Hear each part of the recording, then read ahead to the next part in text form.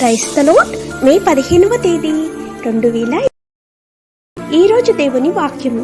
కావున మేము అధైర్యపడము, మా బాహ్య పురుషుడు కృషించుచున్నను, ఆంతర్య పురుషుడు దినదినము నూతనపరచబడుచున్నాడు.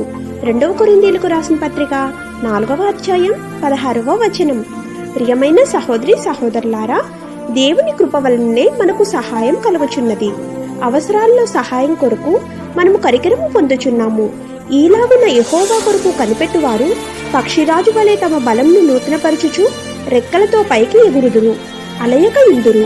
దేవుడు అలసిన వారిని తన తగిన సమయంలో దయతో బలపరుస్తానని వాగ్దానం చేశాడు. ఎందుకంటే చూపు ద్వారా కాక విశ్వాసము ద్వారా క్రైస్తవులు క్రీస్తునందు దృష్టి కలిగిన వారై నడవవలెను.